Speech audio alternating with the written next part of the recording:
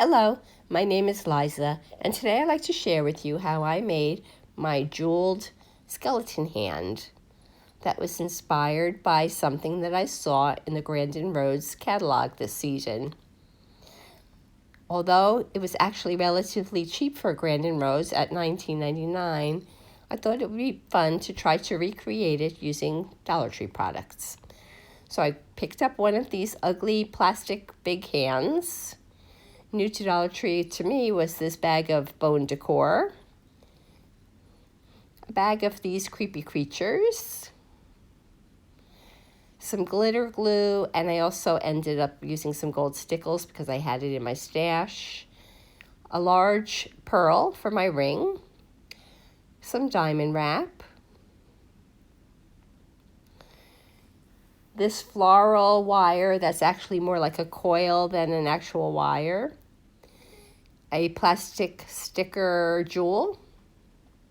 I painted my hand with a quick coat of black spray paint. Once it was dry, I used my heat gun and I softened the hand at all the joints so that I could start manipulating the fingers to look more like they were curved or trying to pick something up. And I also made sure that the wrist part of the hand was softened to make it a little narrower because I was going to add in wrists like in my inspiration. So I took two of those little bones that were in the scatter and I cut them in half using my little TV knife. And then I made sure that the hand and the two bones were the same width. And then I also painted the bones black for the wrist. Then while that was all drying, I wanted to make a gold ring, so I used aluminum foil because silver and gold, what the heck. I took 3 pieces of the aluminum foil and I just coiled, rolled them up so that they were just like little wormy things. And then for a third hand, I used a little frame with a clip on it to hold it tight, and I began to braid them. And the reason I braided it is because I wanted it to be a 6-prong ring so it could hold my large pearl. And then I took some beige paint and I gave it a quick coat of paint, and then while it was still wet, I put some glitter on top, gold glitter on it to turn it into a gold ring. While that was drying, I took white chalk paint and I painted the hand and the wrist bones.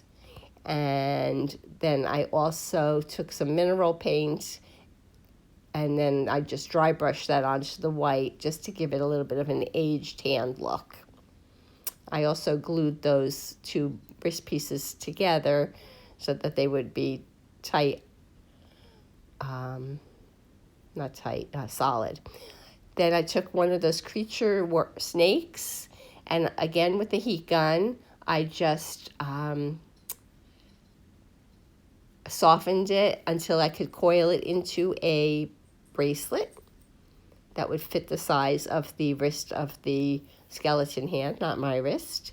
And again, the same process with the aluminum foil. I gave it a coat of tan paint and then sprinkled gold glitter on it while it was still wet. The paint was still wet. And then I just let it dry. And while that was drying, I took some of the gold glitter glue from Dollar Tree and I just made a ring band on the hand directly onto it. And while that was drying, I took the spider from the creature bag and I added gold glitter glue and red glitter glue and let that dry so it looked like it was a jeweled spider.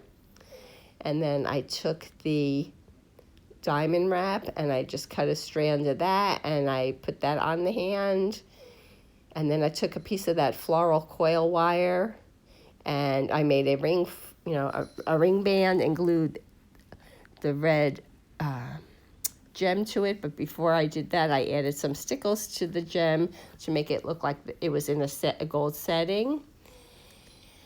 And then I used the floral coil wire and I made a wrap bracelet for my skeleton's wrist. And I also gave each end a loop, and using Mardi Gras beads of the orange color. I took 2 beads and hot glued them into each of those loops just to give it a little more decoration. It's fun. You can make your jewelry any way that you want. Then when my snake was dry, I had 2 teeny tiny little black jewels that I glued onto the face of the snake. And I put my 2 bracelets on the wrist, and I put the pearl inside the prongs, and I glued that to the hand. And I also gave it some nail polish because, you know, it's a girl. And that's it. My skeleton jewel hand was complete. And it didn't cost anything near $19.99 to make.